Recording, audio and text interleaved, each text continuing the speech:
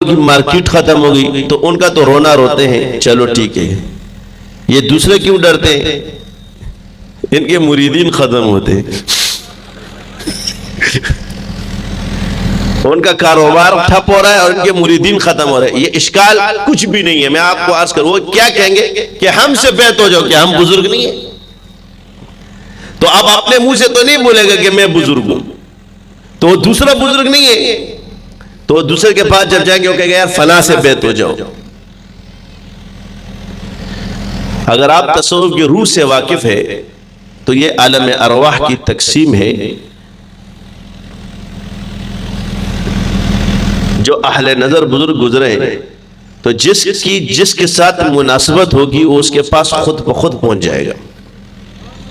یہ تصوف کی روح ہے، جس کا حصہ آپ کے پاس نہیں ہے، آپ الٹے لٹک جاؤ، وہ آپ کے پاس نہیں آئے گا۔ یہ اصل لڑائی مخلوق کے لیے جو ہمارے اخلاص کو خراب کرتی ہے۔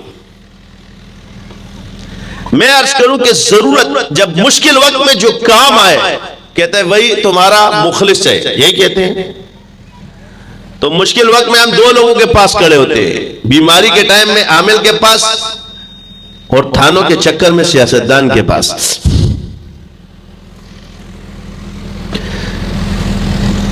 سیاست والے علماء کے پاس کیوں؟ اور ان دونوں کو پھر توپوں کا رخ بھی ہماری طرف کیا ہوتا ہے۔ سارے جادوگروں نے بیڑا بھی خرق تمہارا کیا اور توپوں کا رخ بھی ہماری طرف ہے، تو کم سے کم دعائیں تو ہمیں دے دو نا۔ تو ہمارے سلسلے میں یہ کہتے ہیں کہ جی اکثر آتا ہے، میں نے کہا جی اے تو چھوڑو، میں اس سے آگے ہٹ کے بولتا ہوں کہ رسول اللہ صلی اللہ علیہ وسلم سے دم کرنا ثابت ہے۔ جب حضور سے دم کرنا ثابت ہے تو یہ بھی سلسلہ بن جائے گا۔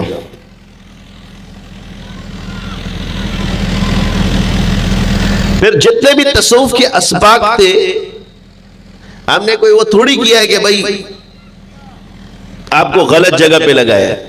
مقصد یہ کہ ہمارے جتنے بزرگوں نے پیچھے محنت کی اور ان کے مریدین اتنے پختہ عقائد کے ساتھ رہے اور ان کو کوئی گڑبڑ نہ کر سکا، اس کی وجہ کیا تھی؟ وہ گفتار کم کردار زیادہ تھا۔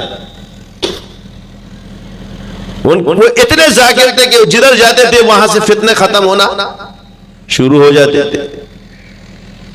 ہم نے اسی لائن پہ لگا کہ اس کو کس طرح حل کیا جائے، تو اللہ نے یہ طریقہ بتایا کہ پہلے یہ کام کرو۔ آپ عملیات کی کتاب اٹھاؤ، یہ خامخواہ عامل عامل عامل عامل عامل عامل، کسی بھی علم کی شرط ختم ہو جائے وہ اس چیز کا عالم نہیں۔ کسی بھی کتاب کو اٹھا لو، وہاں سب سے پہلے اللہ کی رضا لکھی ہوتی ہے۔ کس نیت سے کرو گے؟ اللہ کی رضا۔ مقصود کیا ہے؟ اللہ کی رضا، کوئی جن مقصد نہیں ہو سکتا۔ یہ تو ایسے ہی ان کے ساتھ آنا، کیونکہ یہ اس کی شرط ہوتی ہے اور اس میں وہ چیز آنا شروع ہو جاتی ہے۔